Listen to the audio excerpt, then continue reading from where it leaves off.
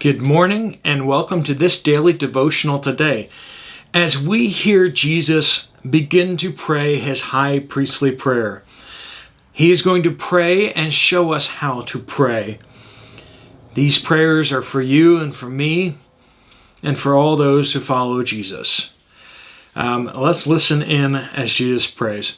But before we jump right in, let us have a time of prayer ourselves. Let us confess our sins to the Lord, seeking his forgiveness that we may hear from him. Let's pray. Lord God, we have failed you in so many ways. We've stumbled and fallen. Lord, we confess our sins to you now, seeking your forgiveness.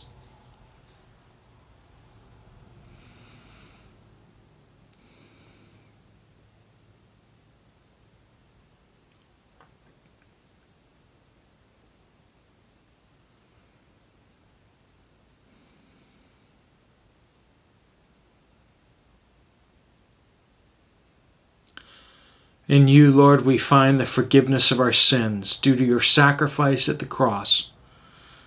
If we confess our sins and cast our lives upon you, you will take our lives and cleanse us, make us new. Lord, we pray that you would open our hearts to hear what you have to say to us this morning, that you would glorify your name in our lives, that we would walk in a manner worthy of your gospel. Lord, we pray all these things in Jesus' powerful, powerful name. Amen. Good morning and welcome back. So glad to have you with us. We're going to be picking up in John chapter 17. And, if I start dancing a little, it's because this is one of the most awesome passages in the entire Bible. We will see the Apostle John pull back the curtain, and we will see into Jesus' secret prayer closet and listen to Jesus himself pray. He is our high intercessor. He is our high priest. He is the one interceding in heaven before the Father for us right now. Do you want to know what Jesus is praying for you? Do you want to know what he's praying for you right now? He is probably praying something very similar to what he prays right here. So, let us listen in. This first section is going to be him praying for himself. We're going to hear how he prays for himself, and he's going to reveal who he is, right? So let's dive on in. Let me read through this passage here. John chapter 17, verses 1 through 5. Jesus spoke these things, looked up to heaven, and said, Father, the hour has come. Glorify your Son, so that the Son may glorify you, since you gave him authority over all flesh, so that he may give eternal life to everyone you have given him. This is eternal life, that they may know you, the only true God, and the one you have sent, Jesus Christ. I have glorified you on the earth by completing the work you gave me to do. Now, Father, glorify me in your presence with that glory I had with you before the world existed. Wow. Now, I know you're going to say, well, I can't pray that because I'm not Jesus. I'm not God. He's saying some stuff there that only really applies to him. And you're right. There's a bunch in there that just applies to him. We can't emulate this. We can't copy this. You'd be committing blasphemy if you prayed this prayer here, because it's Jesus opening his heart to the Father. Let's see what we can glean from this, though. We can learn so very much. First, in verse 1, the hour has come. Glorify your Son, so that the Son may glorify you. Sometimes we get into this conversation where people are like, well, you focus too much on one character of God. You focus too much on the Son, on Jesus. You should focus more on the Father. or you don't pay enough attention to the work of the Holy Spirit. The simple fact is, if you glorify the Son, you glorify the Father, and you glorify the Holy Spirit as well. There is no envy between the persons of God. They delight to see each other glorified. Now, we see in Scripture, particularly, that we're supposed to focus in on the Son and on the Father. Okay? We don't get given, we're told not to grieve the Holy Spirit, but we're not told to particularly pray to the Holy Spirit. We're not given that model by Jesus. Jesus always prays to the Father. And He's the one we're supposed to emulate. So that's why I think, to be most accurate, we pray to the Father. But if you pray to Jesus, that's not wrong. Jesus is the one interceding, so He's part of the process, so pray to Him. And the Holy Spirit is God too, so it's not wrong to pray to the Holy Spirit. So knock yourself out. But when we glorify Jesus, we glorify the Father. You cannot glorify Jesus too much. You cannot make the Father envious because you're glorifying Jesus too much. No. Jesus is front and center. If we have seen Him, we have seen the Father, Jesus said. How all that works exactly, no one will ever quite know. I don't even think into eternity we'll ever fully understand how the Trinity operates, how God works. God is so far beyond us. But we can see here that if we glorify Jesus, we are glorifying God. So worship Jesus and proclaim Him. Now, one thing I will say here, though, is sometimes people can be tempted to use generic, right? If you go out into the world and you say, oh, I love God, most everyone's going to be, okay. If you say, I love Jesus, suddenly you've gotten a little too specific for some people. Some people who believe in other religions, they get uncomfortable immediately because you're now just talking about Jesus. So if you talk about God, make sure you're not talking about generic God, just to be friendly to everybody and make everyone happy. I'm not saying you should always just go around treading on toes, but when you're speaking of God, make sure it's clear who God you are speaking of. Not a false God that is in other books, but rather in God the Father, who has sent Jesus Christ for the salvation of mankind, right? The God who the only way to Him is through Jesus Christ. Let us not be afraid of people and tone down our language to the point where we are worshiping this ecumenical God that doesn't exist, this false God. Verses 2 through 3 here. Since you gave Him authority over all flesh, speaking of Jesus, so that He may give eternal life to everyone you have given Him. He gives us eternal life. But what is that eternal life?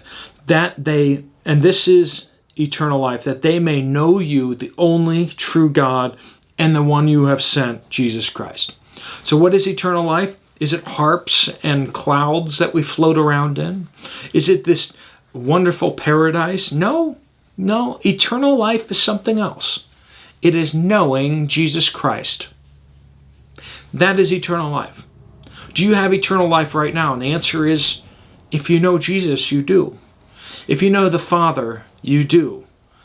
As you know Jesus and experience Him and live with Him, you are experiencing eternal life, this fountain of life. This foretaste of what is to come is not just a joy of you not having a broken body. It is the joy of experiencing God's work around you and in you. The Holy Spirit in you is this foretaste of what true eternal life will be. Now, I long for the day that I can see Jesus with my eyes. But right now, I have the Holy Spirit within my heart. I have Him with me, indwelling me, speaking His word to me, and revealing Jesus. I can't see Jesus with my eyes, but I can see Him with my heart.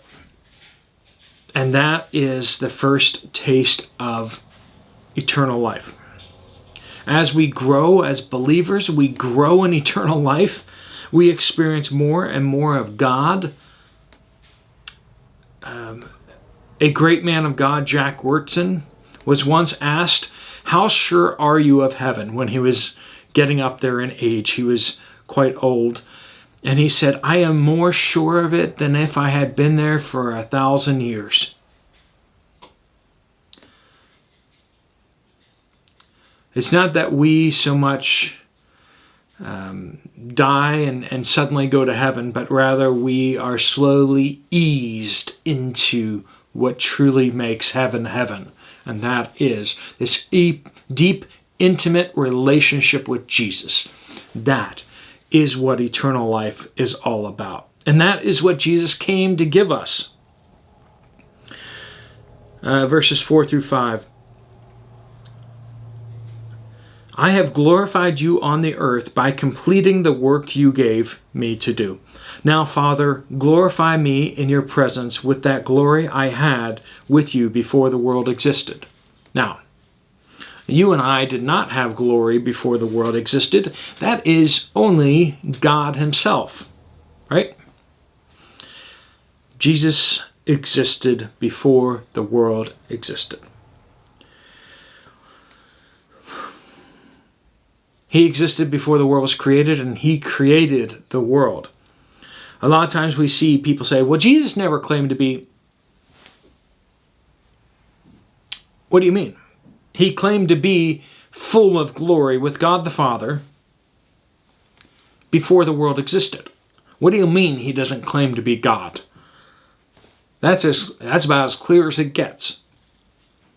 Okay, sorry, you have to add one and one together in order to come to the conclusion that He is claiming to be equal with God the Father right there. But read it again and see for yourself. Does He not claim to be equal with God right there? He does. And secondly, application, He has the glory with the Father. He is equal and worthy. He is no less than God Himself. So many people want to make Jesus into something else. That when God consumed people with fire for disobedience in the Old Testament, they want to say, oh, that wasn't Jesus. That was different. That was God the Father. He's mean. Jesus is love, and He just, well, check out the Revelation Bible study that we did here, and you get a very different picture of Jesus than Jesus laying down with the lambs, okay? We see Jesus is God. He has always been a part of what has been going on. If we have seen Him, we have seen the Father. It was not that Jesus was meek and mild and just so nice, but rather He was a consuming fire that was in check. The power of God, the wrath of God, the anger of God towards sin was no less in Jesus than God the Father. But Jesus is long-suffering and patient, willing that none should perish. The long-suffering of God is not the eternal suffering of God, and He will not forever delay and wait if you continue to reject Jesus. If people you love continue to reject Jesus, there is coming a day of judgment where the wrath of God will be poured out on all unbelievers. Remember that. Know that. Let me pray for you, and prayer blessing, as well as just a prayer for your day.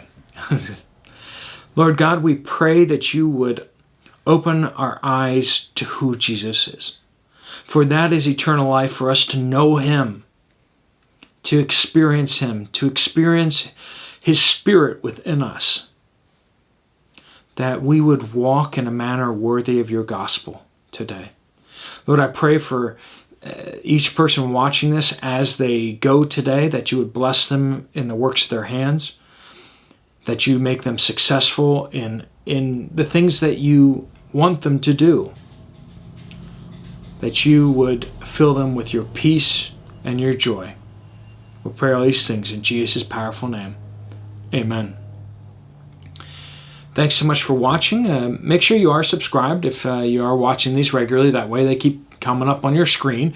And also, please always make sure you hit the like button so this gets out to more people. And your comments down below do help the interaction to tell Google that this is something that people want to watch.